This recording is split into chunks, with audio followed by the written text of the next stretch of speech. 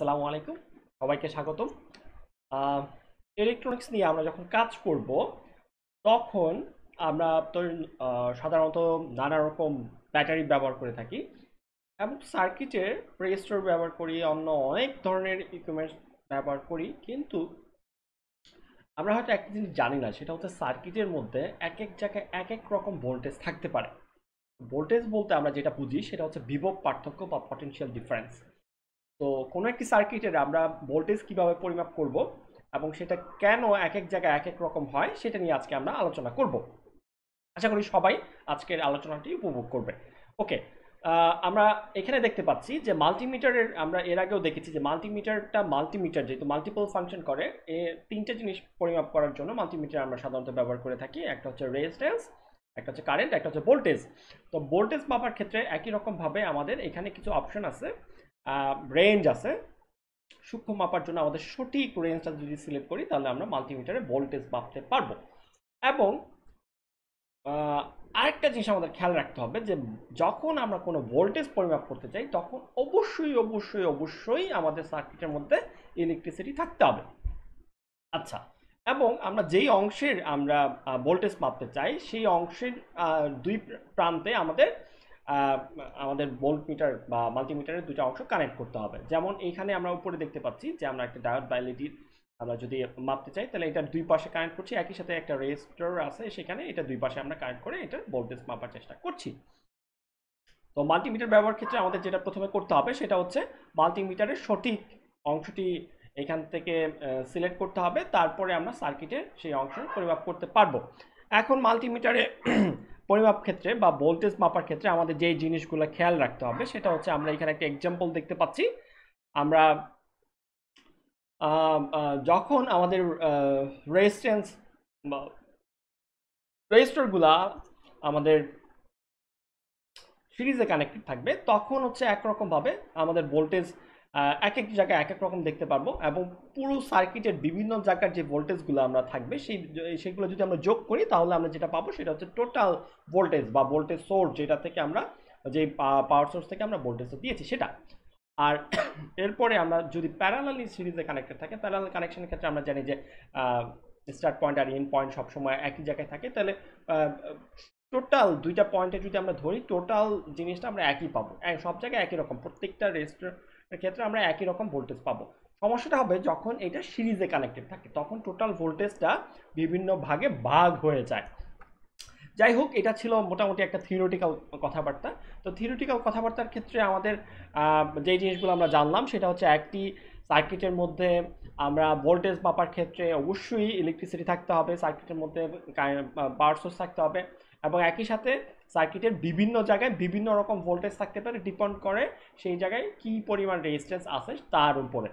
আচ্ছা, তো এই জিনিসটা আমরা সিমুলেশনের মাধ্যমে দেখতে চাই আসলে কি এটা হয় কিনা।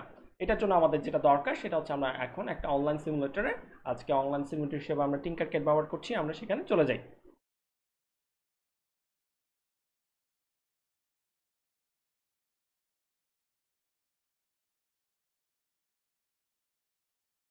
এই হচ্ছে আমাদের সিমুলেশন এনভায়রনমেন্ট। তো এখানে আমরা যেটা করব, প্রথমে হচ্ছে একটা ব্রেডবোর্ড নিব।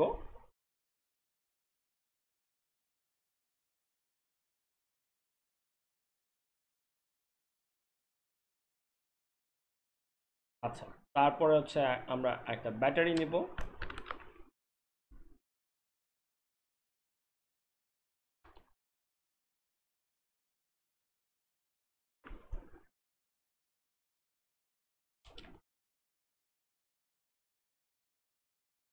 Nine volt battery.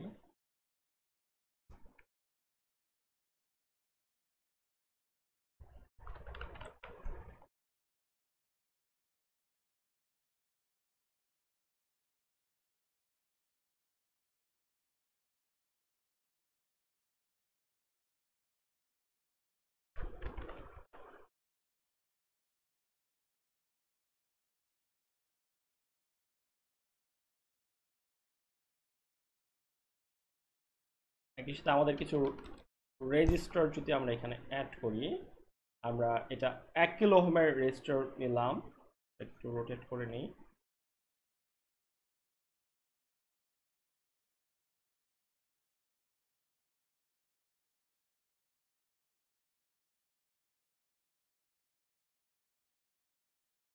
তাহলে এই হচ্ছে আমাদের একটি রেজিস্টার।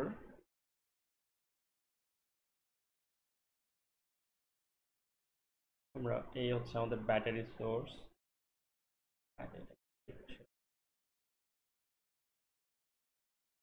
ওকে, তাহলে ব্যাটারির দুই প্রান্ত, এটা হচ্ছে পজিটিভ প্রান্ত, আমরা এখানে কানেক্ট করে রাখলাম কাজের সুবিধার্থে। যখন যেখানে আমাদের যে পরিমাণ পাওয়ার সোর্স দরকার হবে আমরা এখান থেকে নিয়ে নিব। আর এটা হচ্ছে আমরা নেগেটিভ প্রান্তটা এখানে অ্যাড করে নিলাম। তাহলে এই পাশ থেকে যে কোনো জায়গায় থেকে আমরা পাওয়ারটা নিয়ে নিতে পারবো। আচ্ছা, ওকে, আমরা একটু কালার করে রাখি বোঝার সুবিধার্থে। এটা হচ্ছে রেড কালার। সবসময় কালারটা, আমরা যখন বড় সার্কিট নিয়ে কাজ করব কালারটা খুবই ইম্পর্টেন্ট। তো কালারের ক্ষেত্রে আমরা সবসময় এটা খেয়াল রাখবো যে কালারটা আমরা সঠিকভাবে দিচ্ছি কিনা। আচ্ছা, এরপর আমাদের যেহেতু মাপজোকের ব্যাপার আছে, আমাদের একটা মাল্টিমিটার দরকার। এই হচ্ছে আমাদের মাল্টিমিটার। ওকে, তো এখন হচ্ছে এই সার্কিটে আমাদের কানেক্ট করতে হবে। তো কানেক্ট করার ক্ষেত্রে আমরা যেটা করলাম সেটা হচ্ছে এই পাশ থেকে আমরা এই পাশটা আমরা কানেক্ট করে দিলাম পজিটিভের সাথে, এবং এই পাশটা আমরা কানেক্ট করে দিলাম নেগেটিভের সাথে। আচ্ছা, তাহলে এটা যেহেতু পজিটিভ প্রান্ত, আমরা আবার একটু রেড কালার করে রাখি। এটা যেহেতু নেগেটিভ কেবলটা, সেটা আমরা ব্ল্যাক কালার করে রাখি। ওকে, আচ্ছা, তো স্যার, আমরা যেটা করব সেটা হচ্ছে এই রেজিস্ট্যান্সের ক্ষেত্রে কি পরিমাণ ভোল্টেজ পাচ্ছি সেটা প্রথমে মেপে দেখব যে সবকিছু ঠিক আছে কিনা। তো ভোল্টেজ পাওয়ার ক্ষেত্রে যে কোনো একটা সার্কিটের টোটাল যে সার্কিট আছে সেটা যে কোনো একটা জায়গায় যদি আমরা আমাদের কানেক্টরগুলো কানেক্ট করি তাহলে আমরা ভোল্টেজ মাপতে পারবো। ঠিক আছে, তো সেই ক্ষেত্রে যেটা করতে হবে, আমরা এই দুই পাশে, আমরা যদি এই রেজিস্টরের এগেনস্টে আমরা ভোল্টেজ মাপতে চাই তাহলে এই রেজিস্টরের দুই পাশে আমাদের মাল্টিমিটারকে কানেক্ট করতে হবে। সেটা আমরা কিভাবে করতে পারি, এই পাশে আমরা একটা কানেকশন দিলাম,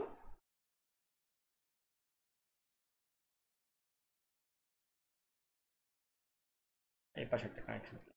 ঠিক আছে, তাহলে এই রেজিস্টরের এই দুই পাশের আমরা ভোল্টেজ মাপতে পারবো। দেখি আমাদের কি অবস্থা। আমরা একটু সমস্যা করে ফেলছি, এই জন্য নেগেটিভ সাইনটা দেখতে পাচ্ছি। এর আগে আমরা দেখছি যে এই যে এখানে হচ্ছে রেড কালারটা, তাহলে পজিটিভ প্রান্ত যেতে সেদিকে এটা কানেক্ট করা দরকার ছিল, আর এটা হচ্ছে নেগেটিভটা নেগেটিভ প্রান্তে কানেক্ট করা দরকার ছিল। আমরা আবার কানেকশনটা দিয়ে ঠিক করি, তাহলে আমরা ভোল্টেজটা ঠিকঠাক মতো পাবো। আমরা এটা চেঞ্জ করে ফেলি, আমরা এটাকে করে দেই ব্ল্যাক, এটাকে করে দেই নেগেটিভ।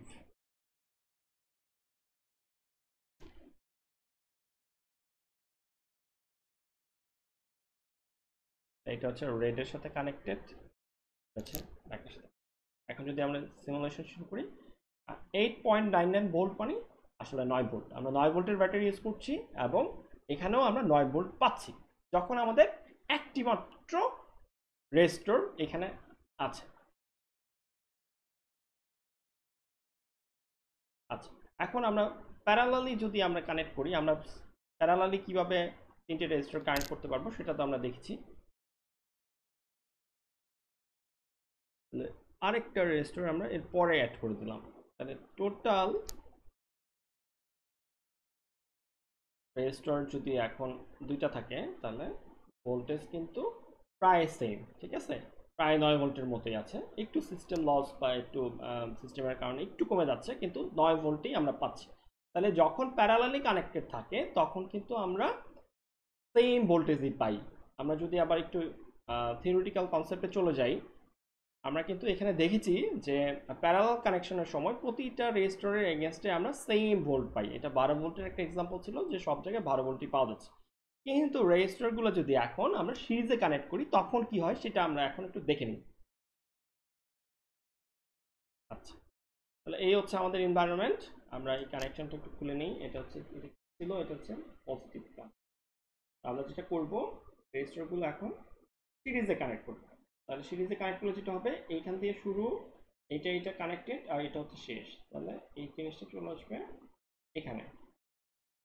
তাহলে পজিটিভটা হবে এটার সাথে এটা কানেক্ট করতে হবে, এবং সেটা হচ্ছে রেড। ওকে, তাহলে এই রেজিস্টরগুলা, দুইটা রেজিস্টর হচ্ছে সিরিজে কানেক্টেড, এবং আমরা সম্পূর্ণ রেজিস্ট্যান্স এখানে যে রেজিস্টর আছে সেটার এগেনস্টে মাপতে পারি, অথবা যে কোনো একটার এগেনস্টে আমরা মাপতে পারি। প্রথমে আমরা পুরোটারই মাপি আগের মতো। টোটালটা প্রায় 9 ভোল্টই পাচ্ছি। আচ্ছা, এখন আমরা দুইটা, এটা তো টোটাল ছিল, এখন আমরা যে কোনো একটা রেজিস্টরের এগেনস্টে যদি ভোল্টেজ মাপি তাহলে কি পাই?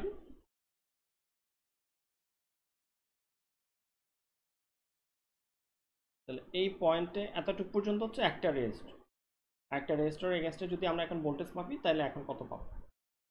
তাহলে হচ্ছে 9-এর অর্ধেক, আমরা পাচ্ছি 4.5। অর্থাৎ এখানে এইখানে 4.5 পাবো, এখানে 4.5 পাবো, অর্থাৎ টোটাল যে ভোল্টেজটা ছিল সেটা এখানে ডিভাইডেড হয়ে গেছে। আচ্ছা, আরেকটা মজার জিনিস সেটা হচ্ছে আমরা যদি এখানে তো দুইটা 1 কিলো ওহমের রেজিস্টর ছিল, আমরা যদি এই রেজিস্টরের ভ্যালুগুলো চেঞ্জ করে দিই, যেমন এটা হচ্ছে 2 কিলো ওহম।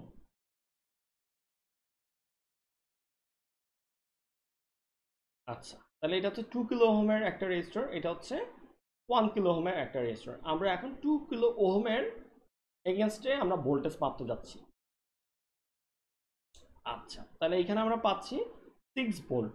তাহলে এখানে যদি 6 ভোল্ট পাই, তাহলে পাশেরটাই নিশ্চয়ই 9 থেকে 6 ভোল্ট যদি এখানে ডিভাইড হয়ে যায়, বাকিটা পাবো এখানে 3 ভোল্ট। অর্থাৎ টোটাল যে ভোল্টেজটা আছে সেটা এমনভাবে ডিভাইডেড হবে, যেখানে রেজিস্ট্যান্স বেশি সেখানে আমরা বেশি ভোল্টেজ পাবো, সে বেশি ইলেকট্রিসিটি বা ভোল্টেজ ডিফারেন্সটা বেশি এখানে আমরা পাবো, যেখানে কম আছে সেখানে কম ভোল্টেজ পাবো। তো এই ছিল আজকের মোটামুটি আমাদের ভোল্টেজ কিভাবে আমরা মাপবো, এবং সার্কিটে কোথায় কিভাবে ভোল্টেজ ওঠানামা করে, কেন করে, সেই বিষয়গুলো নিয়ে আমরা আলোচনা করলাম।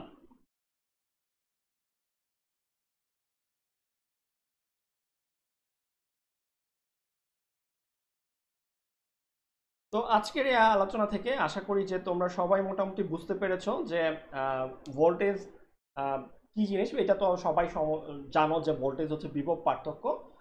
কোনো একটা পাওয়ার সোর্সের দুই পাশের যে পার্থক্য থাকে সেটাকে আমরা ভোল্টেজ বলে থাকি, এবং পজিটিভ নেগেটিভের যে ডিফারেন্সটা থাকে আর কি, এবং এর ফলে কিন্তু কারেন্ট হয়, মানে প্রবাহ হয়, ইলেকট্রনের প্রবাহটা থাকে, এবং আমরা একটা এনার্জি পাই। তো ভোল্টেজ যত বেশি থাকে তত পাওয়ারটা বেশি থাকে, ফ্লোটা বেশি থাকে।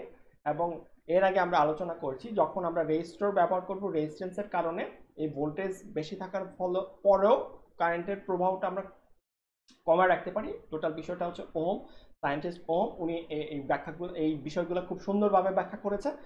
যাই হোক, আজকে আমরা সিমুলেটরের সাহায্যে আমরা একটা রিয়েল এনভায়রনমেন্টের মতো ব্রেডবোর্ড ইউজ করে, আমরা রেজিস্টর ইউজ করে আমরা দেখলাম যে কিভাবে আমরা ভোল্টেজ পরিমাপ করতে পারি মাল্টিমিটারের সাহায্যে। এবং একটা জিনিস অবশ্যই মাথায় রাখতে হবে, যখন আমরা ভোল্টেজ পরিমাপ করব সার্কিটে অবশ্যই কারেন্ট থাকতে হবে, এবং একই সাথে যে সার্কিটের যে কোনো দুই প্রান্তে, একটা সম্পূর্ণ সার্কিটের যে কোনো দুই প্রান্তে যেটার এগেনস্টে আমরা ভোল্টেজটা পরিমাপ করতে চাই সেখানে আমরা কানেক্টর কানেক্ট করে আমরা ভোল্টেজ পরিমাপ করব। ধন্যবাদ সবাইকে, আমাদের সাথেই থাকো, এবং এর পরবর্তীতে নিশ্চয়ই তোমাদের যে বিষয়গুলো জানার আছে সেই বিষয়গুলো নিয়ে ভিডিও তৈরি করার চেষ্টা করব। ধন্যবাদ।